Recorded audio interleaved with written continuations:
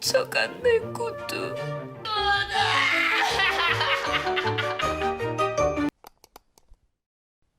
My Love from the Star has been on my watch list ever since I was like 14 years old. I don't exactly know how I came across this K-drama because as a 14-year-old, I've never seen a K-drama, but the show has been on my radar for quite some time and I never really got the chance to watch it until last month when I finally decided to watch My Love from the Stars. I actually came to really like it. It didn't really hit me at first, but then it just kept coming back into my mind. It's just like, You want my destiny.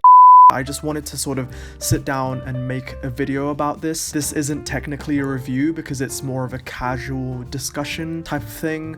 So yeah, this is technically not even a review. There is going to be spoilers just because, you know, I want to explain sort of like what I thought about certain parts of the series. So yeah, if you haven't watched this is your spoiler warning in case you haven't seen this TV series yet. So without any further ado, let's talk about My Love from the Stars. The premise of this TV show is somewhat very amusing. It's about an alien who happens to look like a K-pop idol. He crash lands on Earth in 1609 during Korea's Joseon dynasty. So he's basically stuck on Earth because his spaceship left without him.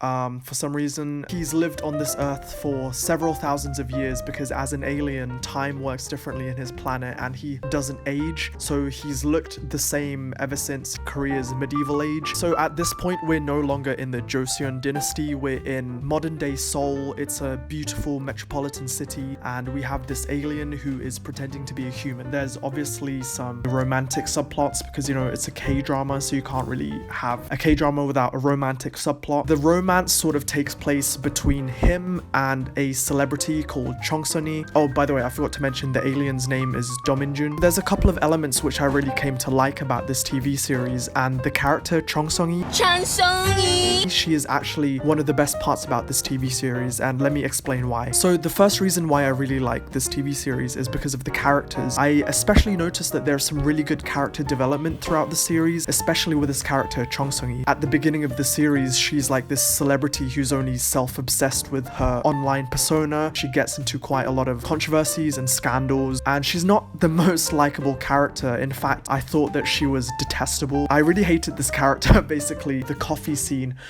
After I watched that scene, I was like, man, who the fuck is this girl? It was very unexpected, but as the series progressed, I really came to like this character. Chong-sungy's character arc is one that I really admired because it was very much genuine, and it was just really nice to get to know this character. There was even some times where I sort of felt like she was an actual celebrity, and honestly, it's quite sad, you know, when a series finishes and then you don't really get to follow these characters anymore. I totally felt that after watching this TV series. You don't really get to see this side of her until halfway throughout the series, where Do-min-jun essentially brings out this hidden side of her. But it's not only Chong Seung-hee that has developed her character throughout the series, because Do-min-jun also shows a good level of character development. Do-min-jun ultimately is so cold and also condescending to Chong Seung-hee, and it's quite funny how their character dynamic is like this, because it's like they're just clashing heads all the time.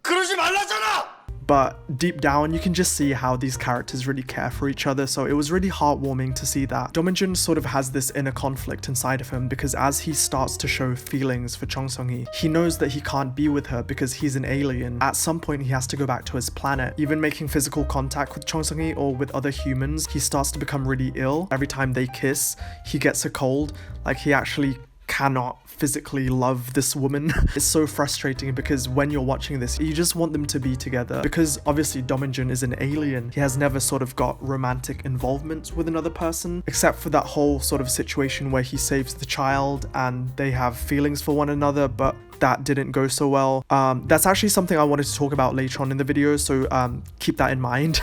But anyway, ever since that very moment, he has never had like any affectionate feelings for someone else. It actually really touched my heart. There was a scene where he was imagining how his relationship with Chong Seung-hee would be like if he was like a person, and if, you know, he didn't have to go back to his planet. And it was just so depressing because I just wanted them to get together, but you know, he's an alien. So another thing that I really like about this series is the humor and the overall comedy that is sort of woven throughout the series. For a very dramatic romance, it actually has some really hilarious scenes. There are some very key moments where I just found myself laughing the entire time, and oftentimes you find with comedy series, especially like American sitcoms, some of the humor starts to become very dry later on in the series. Sometimes the comedy just starts fading away as the series progresses. At the end of the day, My Love from the Stars was very consistent with the humor, and that's something that I really liked about it. An example of this was where Chon Seung-hee actually finds out that he is in fact an alien, and I was like, the tone of this is really going to change from now on, and I was expecting a bit less comedy from that point because it starts to get a bit more serious and whatever. But no, the humor actually is very consistent. And I just thought there were so many moments like this where there's a very serious dramatic element and then they just sort of balance the comedy really well. If you want to watch this, then definitely watch it for the comedy because it's actually got some very funny scenes. So apart from those elements which I really liked about the series, there are some stuff which I thought didn't work as well in regards to some subplots. We have this entire subplot involving a serial killer, the brother of Chon Seung-hee's so-called boyfriend, and that's something that I didn't really explain as well. But anyway, so basically there is a serial killer who is killing a lot of people and he's super scary. Like, he has the scariest eyes I've ever seen. Like, is it just me? This guy is fucking scary. But for some reason he's out here killing a bunch of people and now he's after Chon Seung-hee for some reason. I don't actually know why. I don't remember. But so anyway, I just thought this whole subplot with the serial killer was a bit unrealistic, even though the entire premise of this TV series is a bit unrealistic. I don't know, there was something about this serial killer thing that I was just like, would he really get away with this in real life? It's just my opinion. The other thing that I didn't really think worked well was the whole subplot where he crash lands on Earth and saves this little girl, and later on he thinks that Chon Seung-hee is that girl. There's this whole thing about reincarnation because he thinks that girl is actually Chon Seung-hee in another lifetime. It was a bit convoluted and I was like, where is this going exactly? Like, we weren't really explained properly whether Chon Seung-hee is actually the reincarnation of this little girl. There wasn't really a conclusion basically for this part. It was just a little bit anticlimactic, I guess that's the right word for it, because it literally didn't lead to anything.